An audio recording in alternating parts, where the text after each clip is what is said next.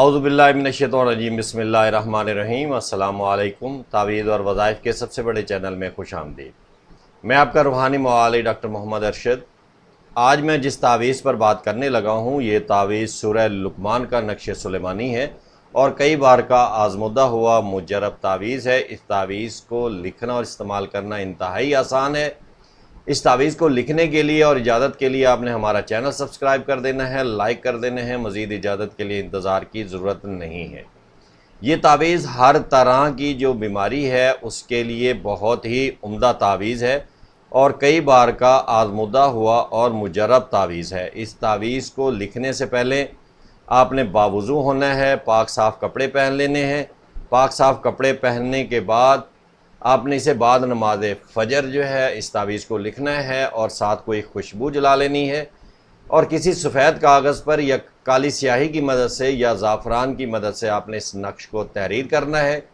نقش کو جب آپ تحریر کر چکے ہیں، تحریر کرنے کے بعد آپ نے اسے موم جامع کرنا ہے۔ موم جامع کرنے کے بعد آپ نے اسے گلے میں لٹکا لینا ہے اور ایک تعویذ آپ نے کسی چینی کی پلیٹ پر لکھ کر جو ہے وہ یا کسی کاغذ پر لکھ کر آپ نے کسی بوتل میں ڈال دینا ہے اور اس کا پانی اس مریض کو پلانا ہے۔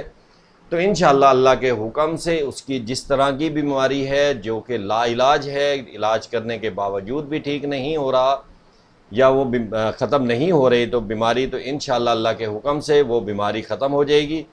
تو یہ جو تعویذ ہم آپ نے دکھا دیا ہے یہ سب سے پہلے ہم نے اردو کی ورڈنگ میں دیا ہوا ہے۔ اگر کسی بھائی کو سمجھ نہیں آتا تو ہم نے اس کو دوسری زبان میں بھی تحریر کر دیا ہے، جس میں آپ کو بہتر لگے اسی زبان میں ہی اس کو جو ہے آپ نے تحریر کر لینا ہے۔